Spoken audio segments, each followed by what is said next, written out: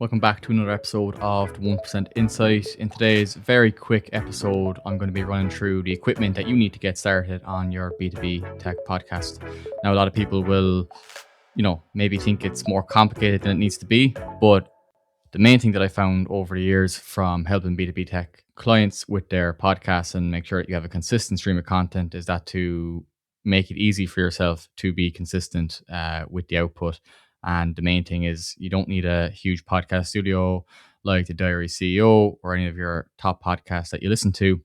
What we're trying to optimize for here is current, consistent, and quality content, and we can get a really good quality from recording remotely.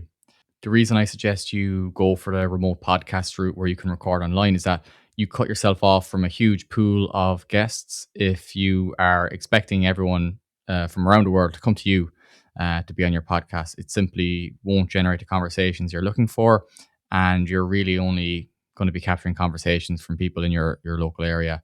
For example, if you're based in Dublin or London, chances are people from the States or the rest of Europe or Asia or Africa aren't going to come all the way up to be on your podcast for the sake of an hour conversation. Whereas if you can optimize for video and audio quality in a remote setting, you can have a guest on from anywhere in the world, and it opens up a whole host of opportunities, which would be really beneficial for your B2B Tech podcast. So let's get straight into the checklist that you need to have to get your B2B Tech podcast up and running. So firstly, as I mentioned, I opt for recording remotely. So at the moment, I'm recording on a platform called riverside.fm. You don't have to use riverside.fm, but there are loads of other, similar softwares that do a similar job. Zencaster, StreamYard, different platforms like that. Basically, the main thing is you want to optimize for recording quality video and audio tracks, and these platforms are enabled to do so much better than if you were recording on Zoom or Microsoft Teams or any other kind of platform that's built for meetings and not built for actual capturing quality conversations. So I would definitely opt for a platform that will support that. Next up on the list is audio. For podcasts, especially, the video is really important for a content perspective, but chances are most people are going to be listening to you on an audio point of view. So we really need to ensure that the audio is good.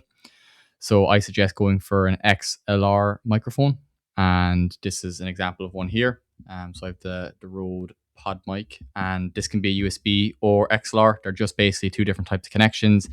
The difference is that the XLR gives you a much higher quality sound as opposed to plugging a USB directly into your laptop.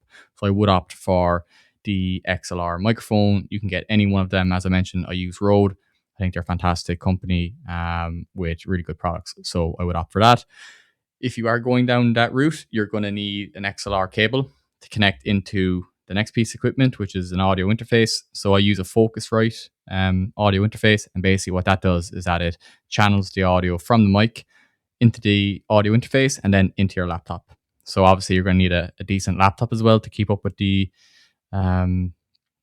recordings. So just to ensure that you have something that will run the latest Google Chrome, has enough RAM in it that will, essentially mean that you can record without glitching or pausing, etc., will be important. So you have on the audio point of view, you have the XLR mic, you have the audio interface, you have an XLR cable.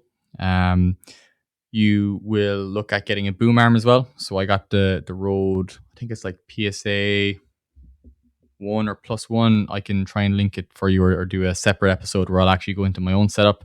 But any kind of standard boom arm, I find them better to use than the table stands because if you, let's say, touch the table or something moves on your table, usually sometimes that gets picked up. But when it's kind of hanging above you and you can kind of move it in any kind of direction you like, if you're watching a video, it's handy. You can kind of move it and such, and it's just more natural. It's kind of out the way. I think it looks better from a podcast perspective. Right, what else do we have? You're going to want to get a pair of noise cancelling headphones or earphones. Up to yourself, really. What I would suggest doing is the earphones are an easier one. These are just a pair of Sony noise cancelling earphones. It comes in really useful when you have a guest on. So basically, you want the output when you're speaking to a guest online to be coming into your earphones as opposed to coming out from your computer, from your laptop, and hitting your mic, it creates an awful echo and it will make your editor's job very difficult. So I would suggest going with noise cancelling earphones, and they're easier to kind of hide as well. You don't have to wear the big headphones. The earphones are usually better. They're just easier to work with, but use whatever you have. Then we're going to be looking at the video aspect of it. So with the video, I usually use a webcam. So look for kind of a 2K. You don't necessarily need a 4K one, but because most of it will be recorded in 2K at a max anyway. So 2K is loads. 1080p is okay. If you've a really good webcam, there's some fantastic brands out there. They go 4K webcams. They get great depth, great color. They stabilize the video for you. Really beneficial. Obviously, we're not investing in a load of cameras for your remote setup, but we want to have something that is of good quality that people will watch as well. So that would be the main camera angle. What you could do then, if you want a second camera angle, it's very easy to add one. I would get a tripod, bring it up kind of eye level, and I'd use your iPhone. It has a fantastic camera, or your Android, whatever you use as a smartphone. Utilize that camera as a second camera angle. If you want to add a bit of variety to the video, that's loads for your video setup. To then actually enhance the video and the look of it, I would be looking at getting a softbox light, kind of a warm light primarily. If you're in a dark room, that adds I don't have mine on today, but they're really useful. So softbox light. You can have a kind of a backlight like this. These are just kind of a light bar. I usually just face it into the wall behind me, and you could have your brand color, your podcast color there, and just add something a bit different to it. And if you are considering your background, which is really important, you can kind of go for something like this, which is kind of wood panels. They're maybe overdone now in the podcast setup, but forgive me, it was all the trend a few years ago when I put them on. But I'm also thinking about putting maybe like floating shelves in the wall behind me here, and then putting stuff that's relevant to the show, but also you can also kind of convey to your audience a bit about your personality. You know, you could have different bits in there. Like for example, what I might throw on it is this piece here that I got, just where I'm from, and it's kind of a Wild Atlantic Way kind of decoration piece, just a cool talking point, and it's a good conversation starter as well. So I'm thinking about putting those kind of floating shelves into the background of my setup, so you could look for the same, and you could even get a logo of your podcast done, illuminated light. That's a very popular one. It's like a neon light done of your logo, and kind of go from there with it. Those are all extras. They're not necessarily must-haves, but something to look at down the line. We've kind of looked at the equipment piece there. That's all you need, and more to get going. Recording a remote podcast, you literally don't need anything else. The main thing is actually just start recording. Remove as much barriers as possible for yourself to actually make it, just make the podcast, get the episodes out there, start having the conversations. Like I mentioned before, this isn't the goal of, let's say, a huge podcast where they're building a huge studio that you might listen to. It's a different type of approach we're going for, where we're still opting for quality. We're still opting for quality and conversations, but we're not looking for huge, 8K cinematic cameras. You don't need to invest in that. And I don't think your audience requires that as well. I think we can get a pretty good result with the equipment I mentioned above.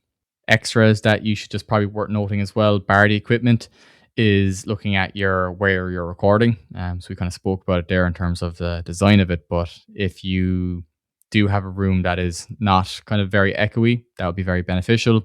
If it's all you have and you're recording in the kind of back room of your home, then I'd probably be looking at, adding some stuff that will take the noise out of it. So you could get like noise cancelling boards and stuff, but they're awkward to kind of roll in and roll out. So I'd be looking at, maybe getting some carpets or stuff like that will absorb some of the sound, or like curtains, for example.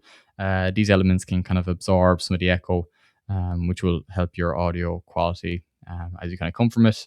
Make sure that you have a solid Wi-Fi connection, and that, when you're recording your podcast with multiple guests from around the world, you're going to need a solid Wi-Fi connection to power you through that. so that the conversation doesn't keep breaking up and then it just gets awkward and the conversations don't flow. I'd also look at just some of the basic stuff as well. If there's people also in your home or if you're doing this in your office space, just to let them know to be mindful that you are recording a podcast, and obviously close doors. If you have AC units, turn them off, and those type of things as well. Just the basics, close the windows, make sure that the dog isn't barking outside and it's going to come up on the mic. So I kind of look for those ones. And that's kind of it, really. This was a short episode. It's literally just to showcase these are the things you could look to purchase if you are starting your B2B Tech podcast. Obviously, if you're looking for a particularly good content marketing agency, we know a good crowd to recommend, but this is the equipment you need to get going. And you can get a lot done with some really high quality, with what I just mentioned. There's other things to consider in terms of once you get recording, but maybe I'll make that as my next episode in terms of what to do when actually starting recording. So if you have any questions on the specific setup that I use in terms of the mic or the audio interface and you want names of products, feel free to send me a message on LinkedIn by connecting with me, Jack Regan, and I'll send them over. Thanks for tuning in to the 1% Insight. Make sure you follow the podcast for all the latest insights on B2B technology marketing.